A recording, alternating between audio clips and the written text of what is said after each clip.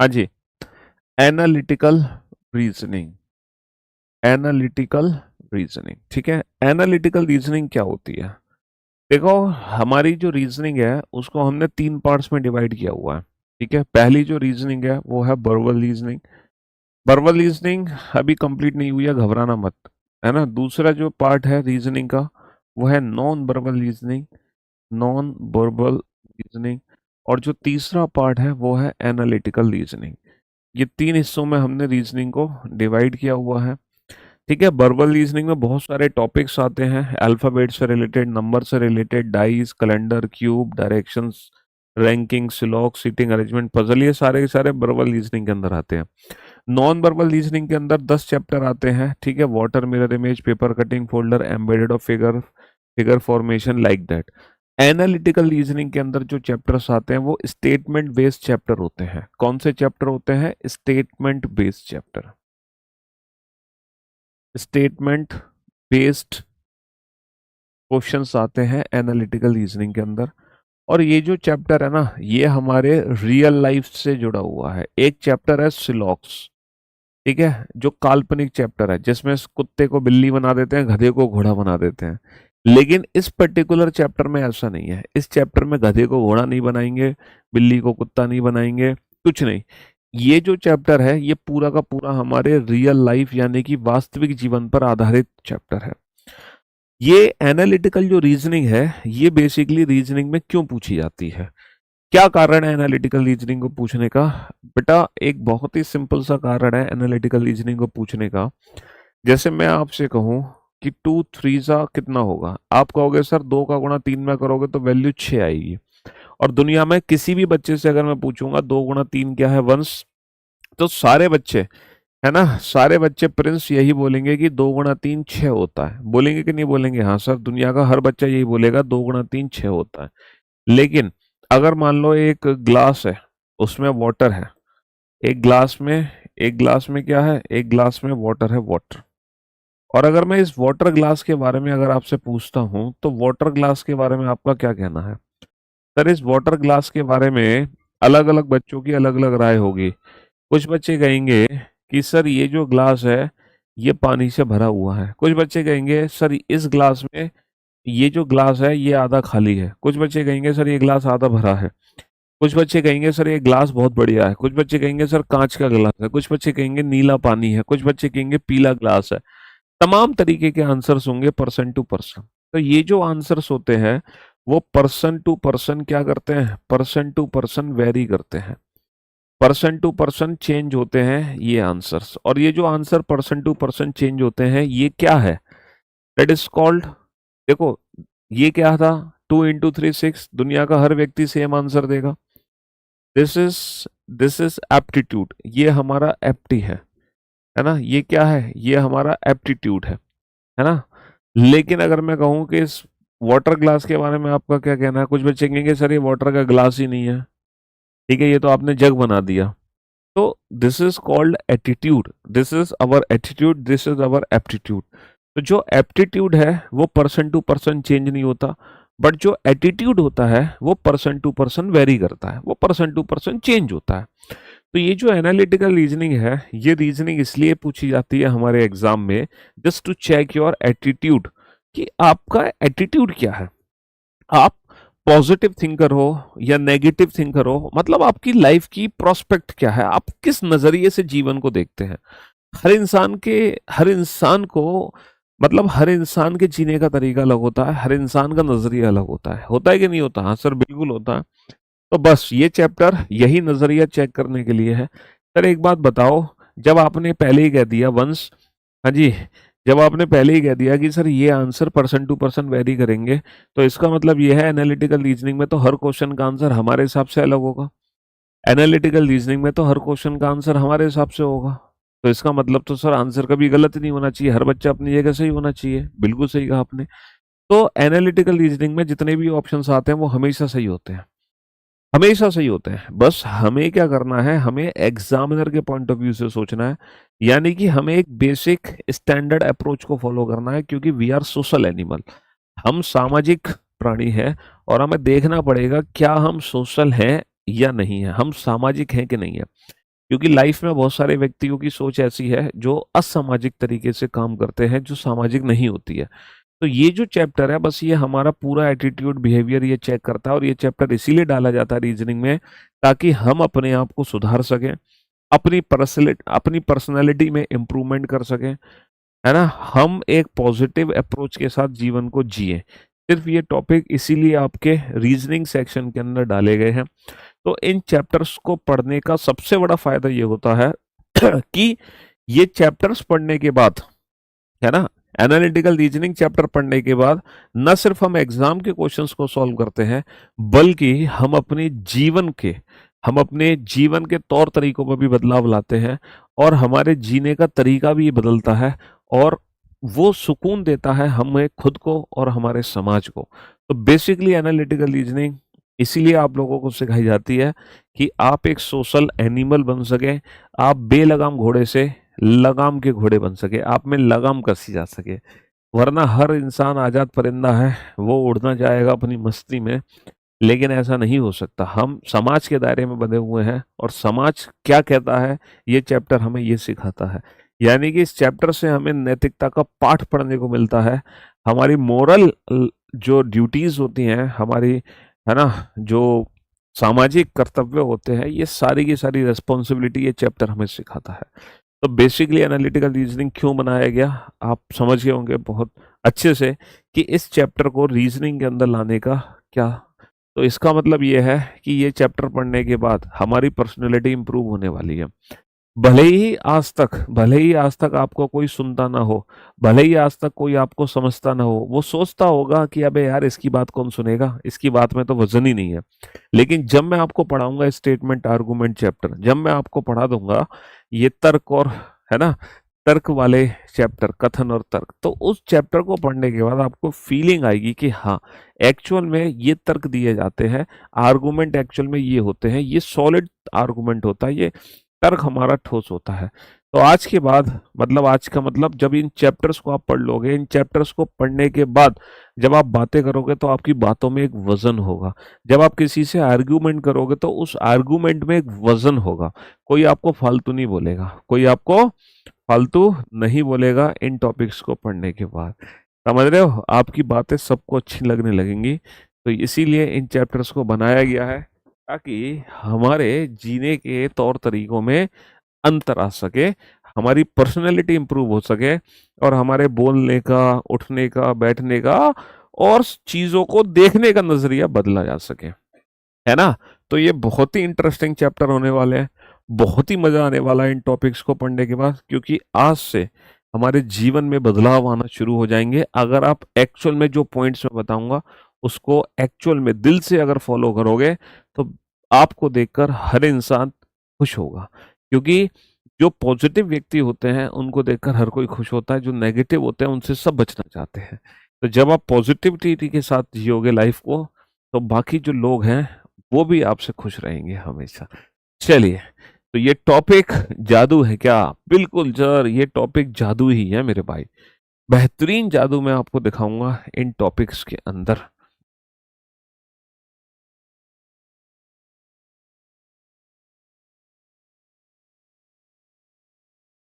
चलिए साहब, तो हम चैप्टर शुरू करेंगे।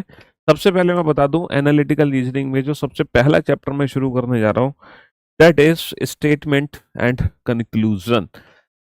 स्टेटमेंट, अच्छा, जो मैं पढ़ाऊंगा आपको बिल्कुल latest up to date pattern, एडिक्विटी पैटर्न के हिसाब से पढ़ाऊंगा। स्टेटमेंट एंड कंक्लूजन क्यों पढ़ाऊंगा? क्योंकि इन टॉपिक्स के आंसर्स में बदलाव हो चुके हैं। पहले ये चैप्टर किसी और तरीके से एग्जाम में पूछे जाते थे और उनके आंसर अलग होते थे, लेकिन अब किसी और तरीके से एग्जाम में पूछे जाते हैं। कथन और निष्कर्ष, स्टेटमेंट और कंक्लूजन को हम बोलते हैं कथन और निष्कर्ष, ठीक है।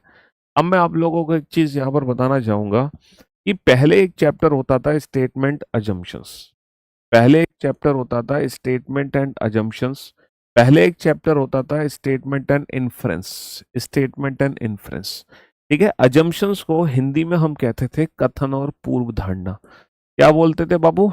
कथन और पूर्व धारणा। हम बोलते थे कथन और अनुमान। तो पहले एक चैप्टर हुआ करता था कथन और पूर्व धारणा, कथन और अनुमान। लेकिन अगर मैं 2026 की बात करूं, अगर मैं लेटेस्ट पैटर्न की बात करूं, एडिक्विटी पैटर्न की बात करूं, तो उस पैटर्न के हिसाब से, उस पैटर्न को देखते हुए ये जो स्टेटमेंट, एजम्पशन और इन्फ्रेंस चैप्टर है, इन चैप्टर्स को खत्म कर दिया गया है। ये चैप्टर ही खत्म कर दिए गए हैं एनालिटिकल रीजनिंग से। सर ऐसा क्या कह रहे हो, हम तो आज भी क्वेश्चन देखते हैं स्टेटमेंट एजम्पशन का। मैं बिल्कुल सही आपसे कह रहा हूं, ये चैप्टर खत्म कर दिए हैं। भले ही एग्जाम में स्टेटमेंट एजम्पशन लिख कर आ जाए, लेकिन वो एक्चुअल में एजम्पशन नहीं है। पता है ये चैप्टर किस में कन्वर्ट हो गए हैं? इन चैप्टर्स को खत्म करके कन्वर्ट कर दिया गया है स्टेटमेंट कंक्लूजन चैप्टर के अंदर। स्टेटमेंट कंक्लूजन्स क्या मतलब ये है, स्टेटमेंट कंक्लूजन का मतलब ये है कि अब हमारे वही अजम्पशन और वही पूर्व धारणा सही होती है जो कि निष्कर्ष होते हैं। क्या होते हैं? जो कि निष्कर्ष होते हैं। पहले ये दोनों चैप्टर अलग अलग हुआ करते थे, निष्कर्ष अलग होता था, पूर्व धारणा अलग होता था। लेकिन आज के समय में वही पूर्व धारणा हमारी सही मानी जाती है जो कि एज ए कंक्लूजन है, वही अजम्पशन सही माना जाएगा जो कि एज ए कंक्लूजन होगा। तो कहने का मतलब है आज के समय में एग्जाम में चाहे कंक्लूजन वर्ड लिखा हो, चाहे कंक्लूजन वर्ड लिखा हो, चाहे अजम्पशन वर्ड लिखा हो, चाहे अजम्पशन वर्ड लिखा हो, या फिर चाहे इन्फ्रेंस वर्ड लिखा हो, इन तीनों का मीनिंग एक ही है। इन तीनों का मीनिंग एक ही है। हिंदी में क्या लिखा होगा? हिंदी में लिखा होगा निष्कर्ष। हिंदी में क्या लिखा होगा? हिंदी में लिखा होगा निष्कर्ष। हिंदी में लिखी होगी पूर्व धारणा। हिंदी में लिखी होगी पूर्व धारणा, और हिंदी में लिखा होगा अनुमान। तो कुछ भी लिखकर आ जाए, इन तीनों को हम एक ही तरीके से ट्रीट करते हैं, निष्कर्ष को भी, पूर्व धारणा को भी, अनुमान को भी। इन तीनों का मीनिंग एग्जैक्टली सेम है, बिल्कुल भी अंतर नहीं है। ठीक है, इन तीनों का मीनिंग एग्जैक्टली सेम हो जाए, चाहे कंक्लूजन हो, चाहे अजम्पशन हो, चाहे इन्फ्रेंस हो, इससे कोई फर्क नहीं पड़ता। फाइल आई कि नहीं आई अभी तक? Let me check.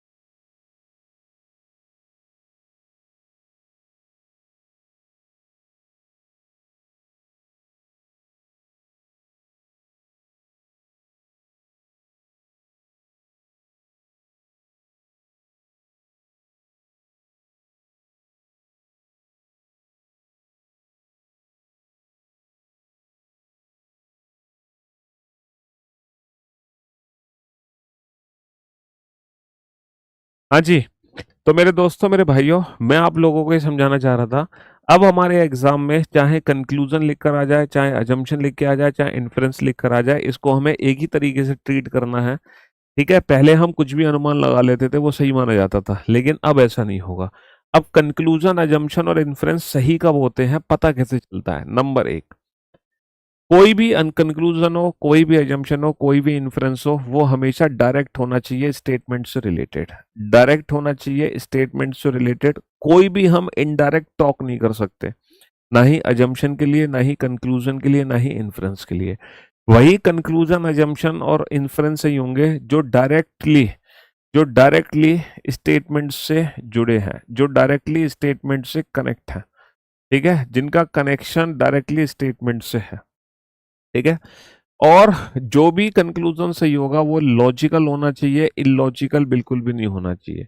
मतलब कौन कौन से अजम्पशन है जो गलत होते हैं, कंक्लूजन या इन्फ्रेंस? कौन कौन से? ये तो है जो कंक्लूजन हमारे फॉलो करते हैं, ये तो वो कंक्लूजन है जो फॉलो करते हैं। ये चाहे कंक्लूजन लो, चाहे अजम्पशन लो, चाहे कुछ भी लो। और जो फॉलो नहीं करते हैं, जो फॉलो नहीं करते हैं वो कौन कौन से होते हैं? Doesn't follow.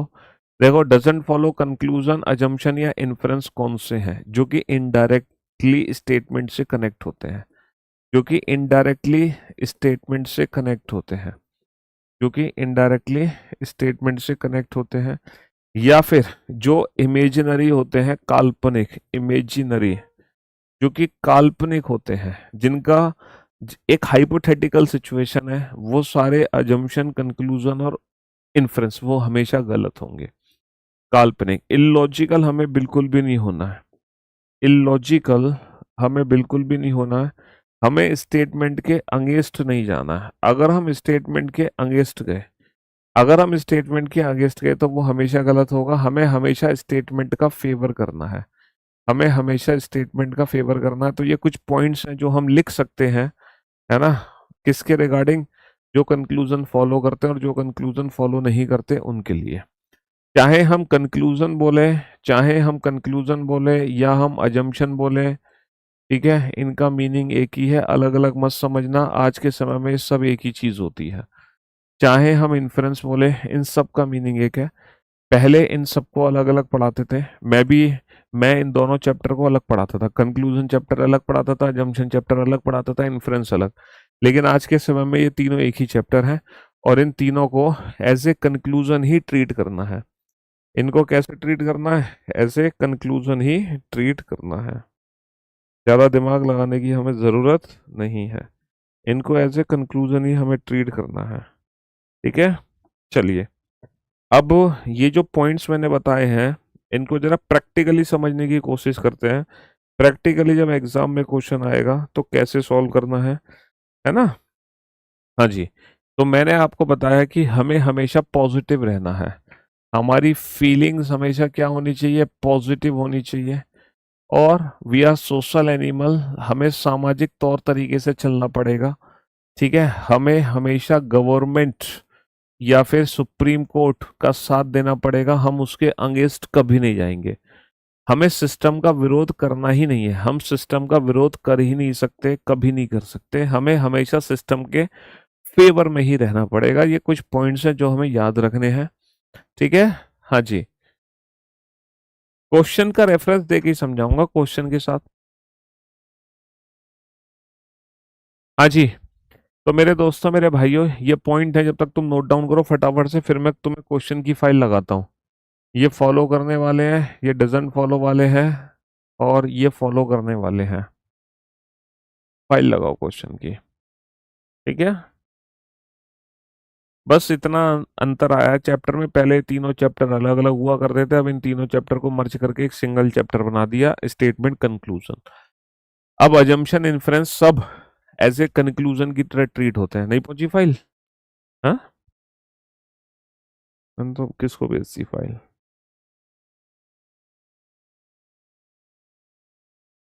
हाँ जी,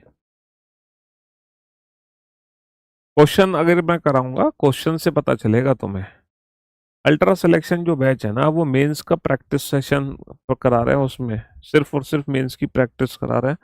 फाउंडेशन बैच नहीं है वो, अल्ट्रा सिलेक्शन जो है ये फाउंडेशन बैच है। यहाँ बेसिक से जीरो लेवल से पढ़ाया जाता है, बिल्कुल माइनस से, कि जिंदगी में तुमने कभी कुछ पढ़ा ही ना हो। इस तरीके से कहाँ पढ़ी है फाइल? इस तरीके से पढ़ाते हैं। और वहाँ इस तरीके से पढ़ाते हैं कि आप पहले पढ़ के आ चुके हो सब कुछ, मेरे नाम, मेरे फोल्डर में।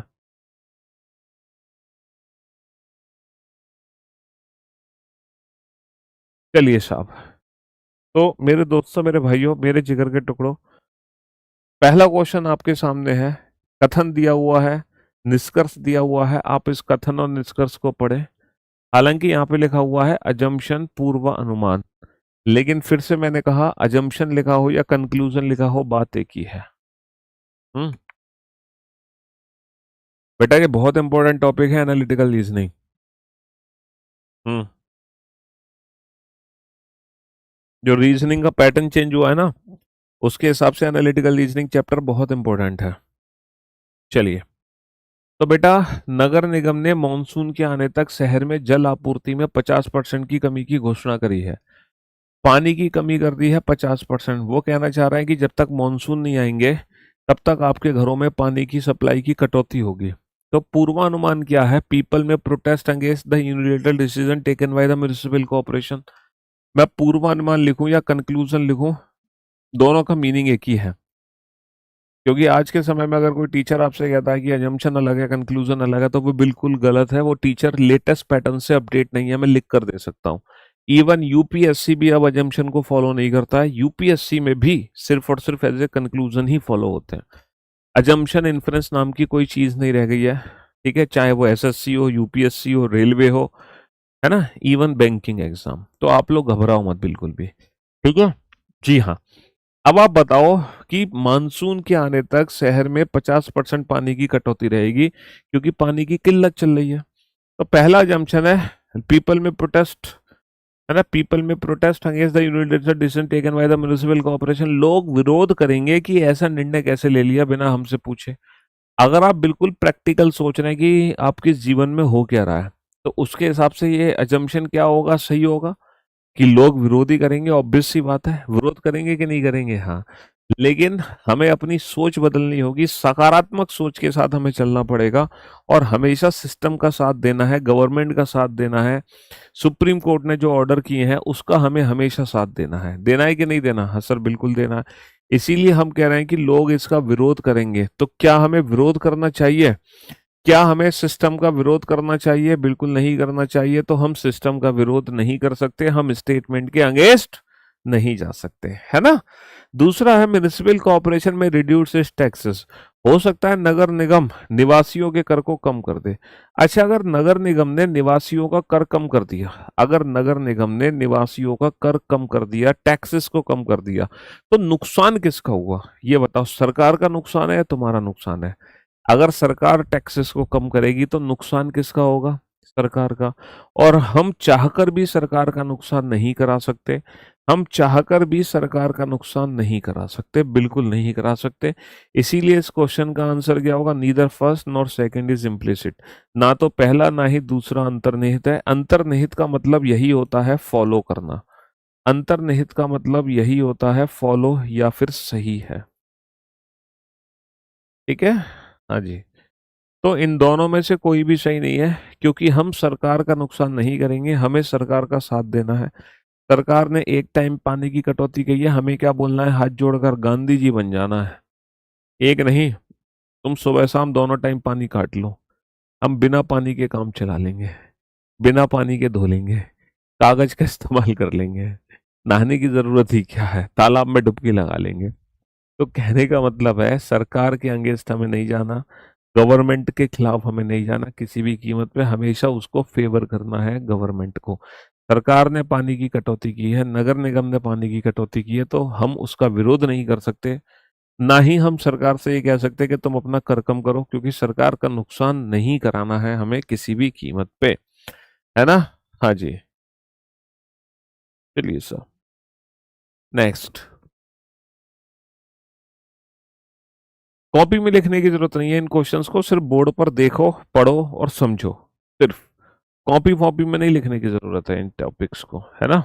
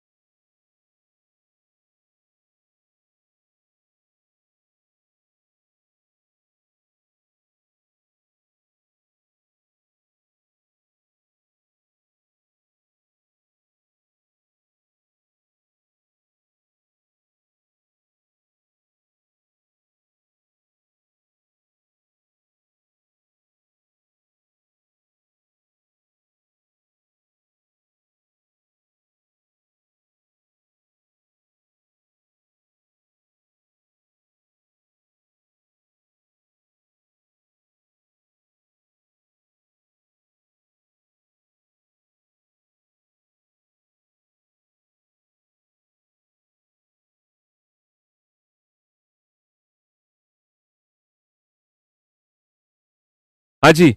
रेल पटरियों को पार करने की कोशिश कर रहे कई लोगों को रेलवे पुलिस ने धर दबोचा और छोड़ने से पहले उन पे भारी जुर्माना लगाया। भाई रेलवे पुलिस ने धर दबोच लिया। अब पुलिस कब छोड़ती है सर? पुलिस तो तब छोड़ती है ना जब हैवी पेनल्टी लगाते हैं, जुर्माना। अब तुम ये बताओ, जुर्माना लगा रही है पुलिस, जुर्माना लगा रही है तो किस लिए लगा रही है? पीपल, हो सकता है भविष्य में लोग रेल पटरियां पार ना करें, है ना? हो सकता है भविष्य में लोग रेल की पटरियों पर ना चढ़े। तो सरकार अगर जुर्माना लगा रही है, सरकार अगर चालान बना रही है तुम्हारा, तो इसीलिए तो बना रही है कि तुम रेल की पटरियों को पार ना करो। भाई तुम पे जुर्माना क्यों लगा रही है? ताकि इन फ्यूचर तुम रेल की पटरियों को पार ना करो। तो ये बात तो गवर्नमेंट के फेवर में है, ये बिल्कुल सही बात है। दूसरा है, पीपल में continue crossing the railway track. नहीं नहीं, लोग तो रेल की पटरियां पार करते रहेंगे और भारी जुर्माना भरते रहेंगे। कुछ बच्चे कह रहे हैं देखो जुर्माना भरते रहेंगे तभी तो सरकार का फायदा होगा। सरकार अपना फायदा जुर्माना भर के नहीं कराना चाहती। जुर्माना तो इसलिए भर रही है सरकार, जुर्माना तो इसलिए भर रही है ताकि तुम्हारी बुद्धि सुधरे, तुम इन फ्यूचर रेल की पटरियों पे पार ना करो। भाई सरकार ने जुर्माना लगाया तो वो ये सोचकर जुर्माना लगाया ताकि इन फ्यूचर तुम रेल की पटरियां पार ना करो, ना कि ऐसा नहीं कि तुम हमेशा रेल की पटरियां पार करते रहो करते रहो करते रहो। समझ गए? इसीलिए केवल और केवल, केवल और केवल पहला ही जो अजम्पशन है वो अंतर्निहित है। अजम्पशन बोलो, कंक्लूजन बोलो, बात एक ही है। कर्मचारी संघ ने अपने सदस्यों को वार्षिक कार्यक्रम से दूर रहने के लिए कहा क्योंकि प्रबंधक ने उनकी कई मांगे नहीं मानी थी। ओके, पढ़ो पढ़ो पढ़ो पढ़ो पढ़ो, है ना? The employed association urged its member to stay away from the annual function as many of their demands were not met by the management. तो पहला assumption है, majority of the members of the association may not attend the function, the management may cancel the annual function. अब बताओ क्या लगता है आपको कि इन दोनों कंक्लूजन में से कौन सा कंक्लूजन हमारा ठीक होगा? इन दोनों कंक्लूजन में से कौन सा कंक्लूजन ठीक होगा? है ना, majority of the members of the association may not attend the function. देखो एम्प्लॉय एसोसिएशन क्या कह रहा है, अपने एम्प्लॉयज को कह रहा है कि भैया प्रबंधक ने, डायरेक्टर साहब ने हमारी सैलरी नहीं बढ़ाई, डायरेक्टर साहब ने हमें एक्स्ट्रा पेमेंट नहीं दिया, ओवर टाइम नहीं दिया, तो एक काम करो, जो कंपनी का एनुअल फंक्शन हो रहा है उसको कोई अटेंड मत करना। तो पहला अजम्पशन है, majority of the member of the association may not attend the function. अगर लोगों को बोला गया है कि भैया फंक्शन अटेंड मत करना क्योंकि हमारी डिमांड पूरी नहीं हुई है, और वो भी एम्प्लॉय एसोसिएशन ने बोला है, तो हो सकता है लोग उसको अटेंड ना करें। ये बात बिल्कुल स्टेटमेंट के फेवर में है। लेकिन दूसरा है, द मैनेजमेंट में कैंसिल द एनुअल फंक्शन। अच्छा ये बताओ, तुम्हारी शादी हो रही है ना? तुम्हारी शादी हो रही है, मन में लड्डू फूटा, है ना? और बहुत तेज आंधी तूफान आ गया उस दिन, तो कोई बाराती नहीं आया तुम्हारी शादी में। अब बताओ तुम अपनी शादी कैंसिल कर दोगे? कहोगे सर बाराती आए नहीं आए, घराती आए नहीं आए, पंडित आए नहीं आए, हमें कोई फर्क नहीं पड़ता, मैं खुद ही साथ फेरे ले लूंगा, है? तो एनुअल फंक्शन कैंसिल हो या ना हो इससे कोई लेना देना नहीं है। बात हो रही थी उस फंक्शन को अटेंड ना करने की। बात क्या हो रही थी? उस फंक्शन को अटेंड ना करने की। भैया फंक्शन अटेंड नहीं करना, हमें हमें क्या नहीं अटेंड करना? फंक्शन अटेंड नहीं करना। चलिए साहब, गांव में पीने की पानी की कमी की गंभीर समस्या पर चर्चा करने के लिए गांव के सरपंच ने सभी परिवार के मुखियाओं की बैठक बुलाई है। The sarpanch of the village called a meeting of all the heads of the families to discuss the problem of accurate shortage of drinking water in the village. देखो गांव में पीने की पानी की कमी हो गई, तो गांव का जो सरपंच है, गांव का जो मुखिया है, सरपंच है, वो लोगों को बुलाएगा। अब ऐसा तो नहीं वो हर घर, मतलब पूरे घर वालों को बुला ले, वो हर घर के एक मुखिया को बुलाएगा। बुलाएगा कि नहीं बुलाएगा? हाँ सर, वो हर घर से एक मुखिया को बुलाएगा।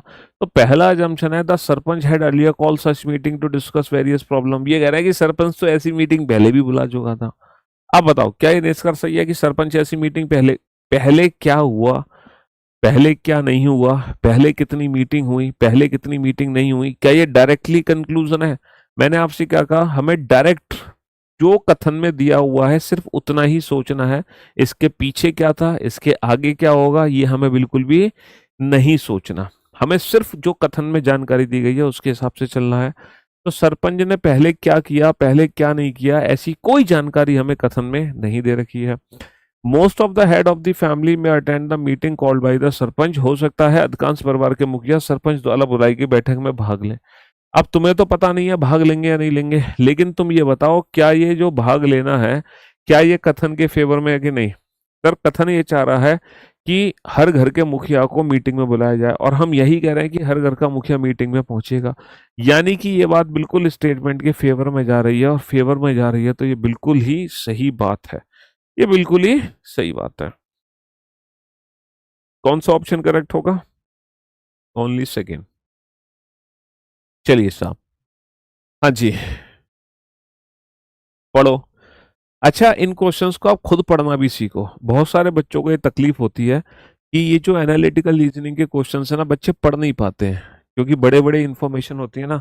तो आप इनको ना एक बार खुद भी पढ़ना सीखो, किस तरीके से पढ़ते हो, क्योंकि इन क्वेश्चंस को पढ़ने का भी एक अलग मजा है। इन क्वेश्चंस को पढ़ने का भी एक अलग मजा है। हाँ जी।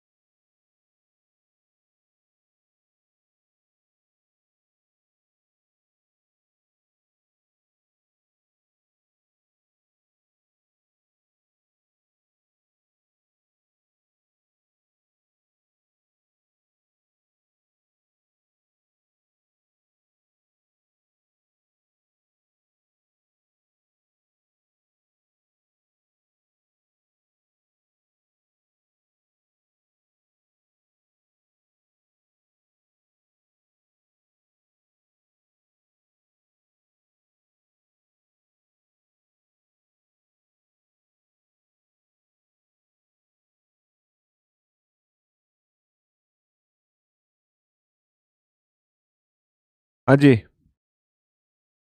तो भाइयों, the district authority has decided to set up wireless communication along the coast line in view of cyclone storm hitting the coast. चक्रवातीय तूफानों से सागर तटों के प्रभावित होने को मद्देनजर रखते हुए जिला प्रशासन ने तटवर्ती क्षेत्रों में बेतार संचार प्रणाली की स्थापना का निर्णय लिया। तुम हिंदी में पढ़ो इंग्लिश में पढ़ो, उससे कोई फर्क नहीं पड़ता, दोनों का मीनिंग एक ही है कि तूफान बहुत आ रहे हैं, जिसके चलते जो पहले वायर्ड कम्युनिकेशन होता था ना, जगह जगह तार लगे रहते थे, अब वो वायर्ड कम्युनिकेशन की जगह ना वायरलेस कम्युनिकेशन लगा दिया है ना। कुछ सोच समझ के लगाया होगा। तूफान में तार टूट जाते होंगे, इसलिए उन्होंने कहा कि सब वायरलेस कम्युनिकेशन करो, सैटेलाइट से चलाओ। सैटेलाइट से चलाओ सब कुछ। तो पहला अनुमान है the telephone communication may be paralyse due to the cyclone storm. ये कह रहे हैं कि चक्रवातीय तूफानों के कारण दूरभाषीय संपर्क व्यवस्था भंग हो सकती है। अच्छा, ये बताओगे टेली कम्युनिकेशन पैरालाइज नहीं होगा साइक्लोन स्टॉर्म की वजह से, तो फिर टेली कम्युनिकेशन को हटाएंगे क्यों साइक्लोन स्टॉर्म की वजह से? अगर टेली कम्युनिकेशन को साइक्लोन स्टॉर्म की वजह से हटाया जा रहा है तो उसका कारण यही तो है। This is the reason. यही तो कारण है कि इस वजह से हम टेली कम्युनिकेशन हटा रहे हैं, क्योंकि तूफान आता है, आंधी आते हैं, हवा चलती है, तार टूट जाते हैं। टूट जाते कि नहीं टूट जाते, है ना? बिल्कुल। दूसरा है the wireless communication system may be able to withstand the impact of the cyclonic storm. बिल्कुल सही बात है। जो वायरलेस कम्युनिकेशन है ना, ये भी कारण है कि जो वायरलेस कम्युनिकेशन है वो उस तूफान को झेल लेता है, उस तूफान की मार को झेल लेता है, इसीलिए हम वायरलेस कम्युनिकेशन का यूज कर रहे हैं। क्योंकि टेलीफोन कम्युनिकेशन टूट जाता है, वायरलेस कम्युनिकेशन उसकी मार को झेल लेता है, इसीलिए हम वायरलेस कम्युनिकेशन का यूज कर रहे हैं, टेलीफोन कम्युनिकेशन का यूज नहीं कर रहे हैं। टेलीफोन कम्युनिकेशन का यूज नहीं कर रहे हैं। चलिए, बनाइए इस क्वेश्चन को, है ना? बनाओ फटाफट से।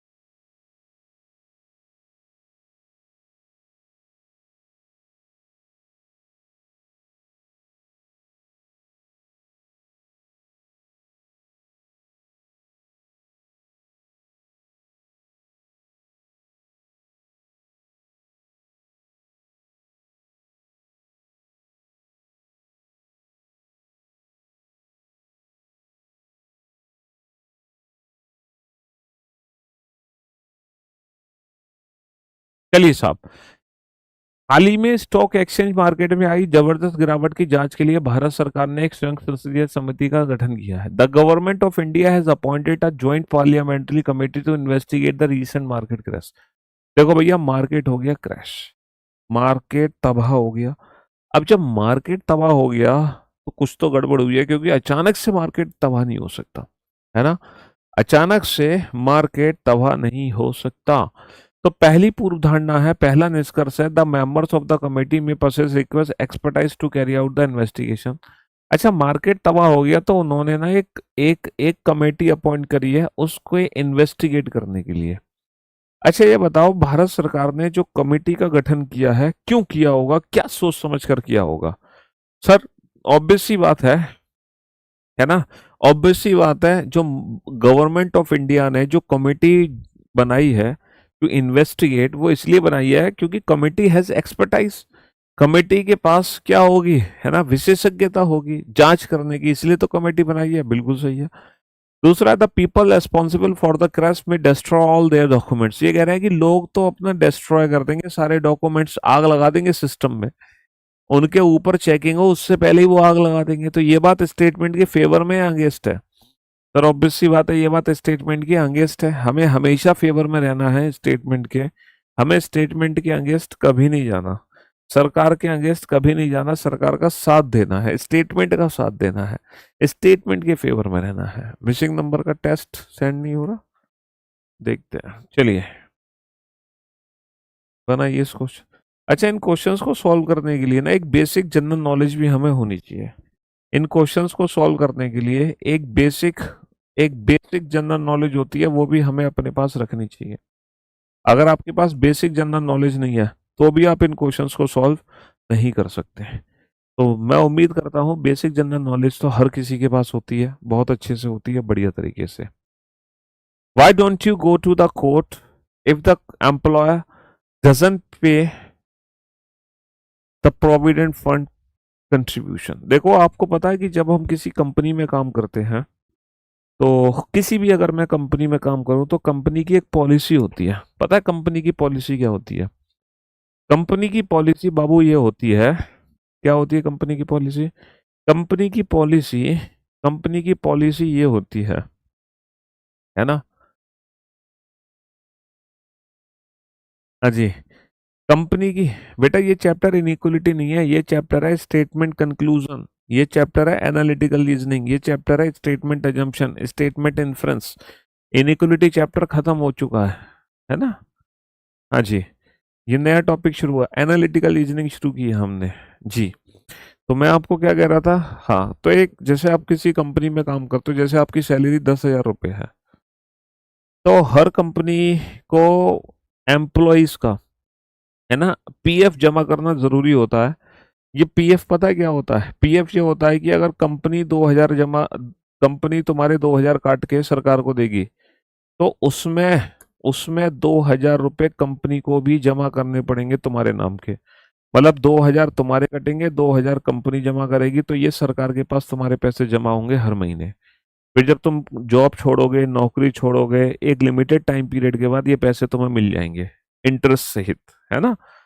तो ये एक कंपलसरी रूल है, ठीक है।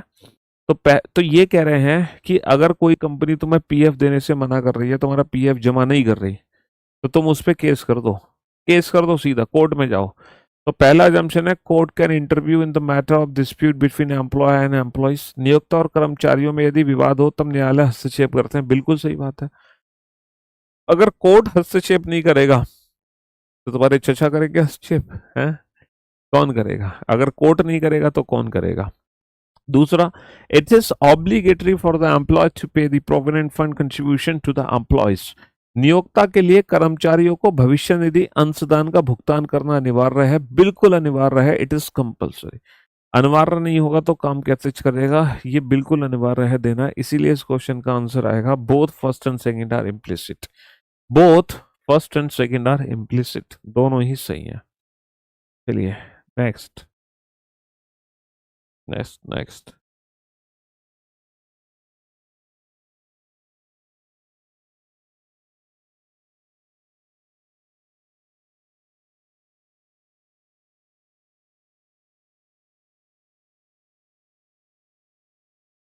हाँ जी। एक्स देश ने शस्त्र निरीक्षक एक्स देश के शस्त्र निरीक्षक वाई देश के सभी रासायनिक हथियारों की उपस्थिति का पता नहीं लगा पाए। Weapon inspector of country x weapon inspector of country X couldn't detect the presence of the chemical weapons in the custody of country Y। Country x के कुछ इंस्पेक्टर थे जो कंट्री वाई गए ये पता लगाने कि यहाँ पे केमिकल वेपन्स हैं कि नहीं है, लेकिन इनके हाथ कुछ भी नहीं लगा। एक्स कंट्री के जो इंस्पेक्टर थे उनके हाथ कुछ भी नहीं लगा। सोचो यूएसए ने चाइना भेजे कि भैया परमाणु का निरीक्षण कराओ, तुम परमाणु बम है तुम्हारे पास, लेकिन यूएस के जो है ना साइंटिस्ट थे वो चाइना के पास पता लगाने में असमर्थ है कि कितने इनके पास हथियार हैं। ठीक है, तो पहली पूर्व धारणा क्या है, पहला निष्कर्ष है कि country X allowed the weapon inspector of country Y to अब यूएसए बोलेगा कि भैया चाइना वालों तुम्हारे पास तो नहीं है, तुम एक काम करो, तुम भी अपने इंस्पेक्टर मेरी कंट्री में भेज दो, तुम भी अपने इंस्पेक्टर मेरी कंट्री में भेज दो। Is it a logical? अरे भाई साहब ये लॉजिकल थोड़ी है कि मैंने तुम्हारे यहाँ भेजे, हमें हथियार नहीं मिले तो तुम भी अब हमारे यहाँ भेजो, अब हम भी हथियार नहीं दिखाएंगे तुम्हें। दूसरा है presence of chemical weapons can not be detected. अगर presence of chemical weapon can not be detected है, अगर केमिकल वेपन्स की को हम डिटेक्ट नहीं कर सकते तो फिर ये वेपन इंस्पेक्टर बने क्यों है भैया? अगर वेपन इंस्पेक्टर बने हैं, अगर वेपन इंस्पेक्टर बने हैं तो किस लिए बने हैं? वो इसीलिए तो बनाए गए हैं ताकि, है ना, ताकि उन हथियारों को पकड़ लिया जाए। तो ये बात बिल्कुल गलत है कि हम प्रेजेंस पता नहीं लगा सकते। अरे बिल्कुल पता लगा सकते हैं, क्यों नहीं पता लगा सकते हम?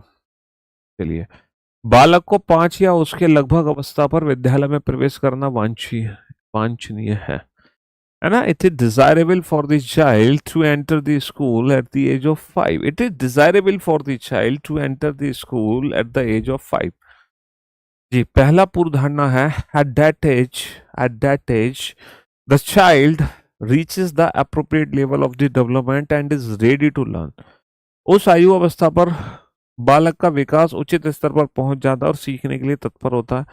बिल्कुल सही बात है बेटा कि 5 साल की उम्र में बच्चे को भेज देना चाहिए। क्यों? क्योंकि उस अवस्था तक बच्चा सीखने को तैयार होता है। Schools don't admit children after the age of 6 year. ऐसा कोई सरकारी रूल नहीं है कि 6 साल के बाद स्कूल बच्चे को एडमिशन नहीं लेंगे, इसीलिए 5 साल तक भेज दो। ऐसा कोई नियम नहीं है सरकारी कि स्कूल आपके बच्चे को मना कर दे कि भैया 6 साल से ऊपर का है नहीं लेंगे। देखो ये सीजीएल मेंस का क्वेश्चन है, ये जो क्वेश्चन है 10वां, ये सीजीएल मेंस का क्वेश्चन है। अब आप मेंस के क्वेश्चन को बड़े प्यार से बना सकते हो, हंसते हुए और मुस्कुराते हुए। कई विद्यार्थियों को मोबाइल गेम्स खेलने की आदत पड़ गई है और इसी कारण वे खराब शैक्षिक प्रदर्शन करते हैं। Many student have got into the habit of playing mobile games and that is why they perform poorly. भैया बहुत सारे बच्चे हैं दिन भर मोबाइल गेम्स में लगे रहते हैं, मोबाइल रील्स में लगे रहते हैं, इंस्टाग्राम के शॉर्ट्स देखते रहते हैं, उनका काम ही कुछ नहीं है। दिन भर यही देखना, इंस्टाग्राम की रील्स, इंस्टाग्राम के शॉर्ट्स, इंस्टाग्राम की वायरलिटी, दिन भर यही चल रहा है उनका। इसके अलावा उन पर कोई काम धंधा बचा ही नहीं है इंस्टाग्राम की रील्स शॉर्ट्स के अलावा, है ना? हाँ जी। तो पहला पूर्वानुमान है कि many student are not paying attention to study because of mobile game. सही बात है, यही तो वो बात कह रहे हैं कि बहुत सारे बच्चे मोबाइल गेम्स के कारण अपने शिक्षण को खराब कर रहे हैं। बिल्कुल सही बात है। दूसरा है it is because of mobile game that the student fail in the examination. Mobile games के कारण ही विद्यार्थी परीक्षा में अनुत्तीर्ण होते हैं। अच्छा ये बताओ, मोबाइल गेम्स के कारण ही विद्यार्थी अनुत्तीर्ण होते हैं? मोबाइल गेम एक रीजन है, mobile game is one of the reason that a student perform poorly in the examination, but it doesn't mean कि only the mobile game is the reason for poorly performance। हाँ, इन्होंने क्या लिखा है? इन्होंने लिखा है ना, इन्होंने लिखा है मोबाइल गेम्स के कारण ही विद्यार्थी परीक्षा में उत्तीर्ण होते हैं। It is because of mobile games that the student fail in the examination. क्या मोबाइल गेम्स के कारण ही फेल होते हैं? और कोई कारण नहीं हो सकता फेल होने का? ऐसा थोड़ी है जितने बच्चे फेल हो रहे हैं उसके पीछे एक ही कारण है, मोबाइल गेम। ऐसा नहीं है भाई, मोबाइल गेम्स के कारण पुअर परफॉर्मेंस हो रही है बट मोबाइल गेम ही कारण है, ये गलत है। ये भी सीजीएल मेंस का क्वेश्चन है, ये भी जो क्वेश्चन है अपना वो सीजीएल मेंस का क्वेश्चन है। बनाओ, इस क्वेश्चन को कैसे बनाओगे? कृषि उत्पादन में कीटनाशकों का अत्यधिक उपयोग करने से वे मिट्टी और जल को दूषित करते हैं। सही बात है बेटा। Excessive use of pesticide in agriculture production contain, अब तुमने देखा होगा तरबूज खा के लोग मर रहे हैं?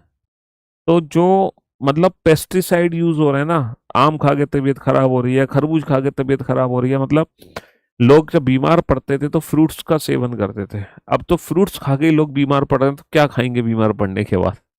अब तो लौकी में इंजेक्शन लग रहे हैं, तोरई में इंजेक्शन लग रहे हैं, टमाटर में इंजेक्शन लग रहे हैं।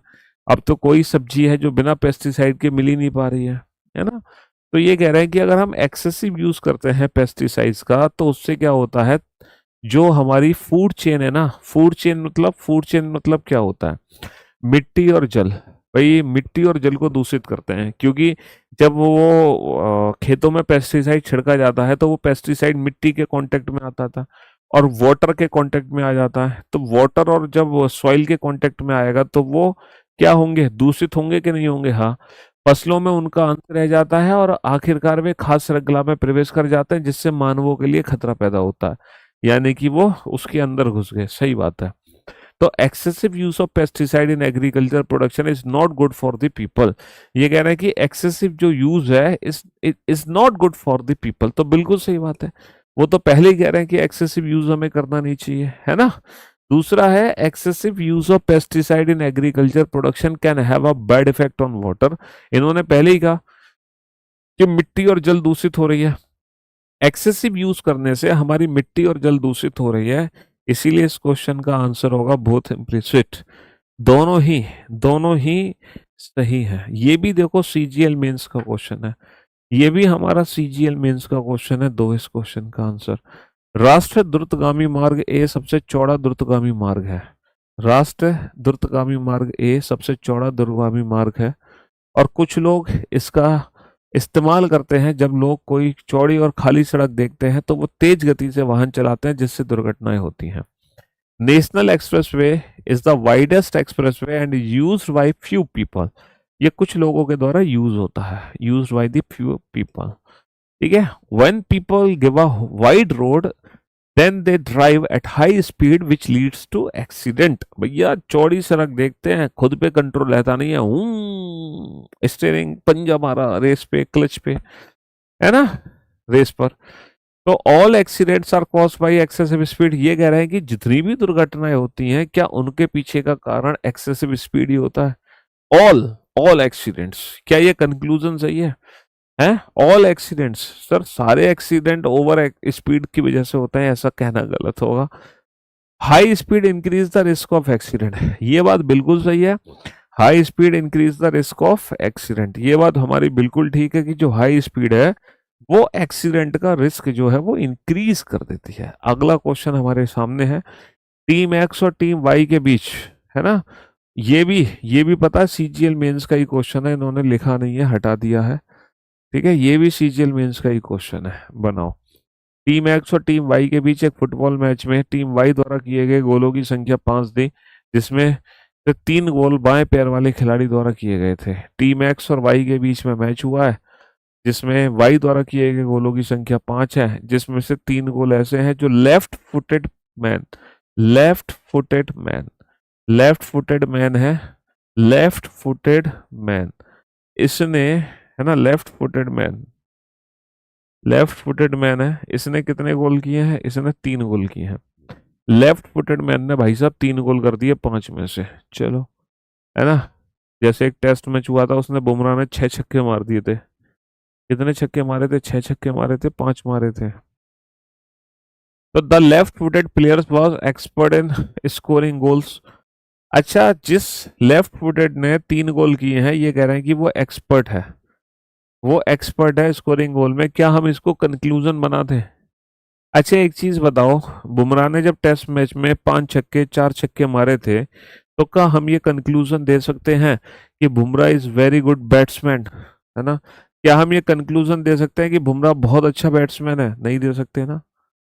यहाँ पर एक पर्टिकुलर मैच की बात हो रही है और एक पर्टिकुलर मैच में लेफ्ट फुटेड प्लेयर ने 3 गोल कर दिए, तो उससे वो सिद्ध कैसे होगा कि वो एक्सपर्ट है गोल करने में?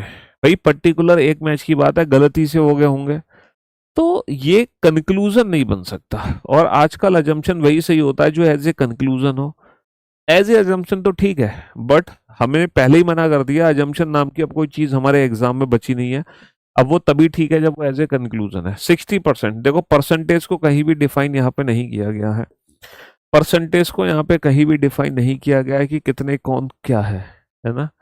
चलिए साहब, यूपीएसआई का रिजल्ट आ गया था, उन सभी बच्चों को मेरी तरफ से, है ना, बहुत बहुत बधाई हो जिनका सिलेक्शन हो गया, आपके भाई बहनों का। बहुत शानदार कट ऑफ गई थी, 370 कट ऑफ गई थी 400 में से, है ना, 2025 की, जो कि हाईएस्ट कट ऑफ थी अभी तक की।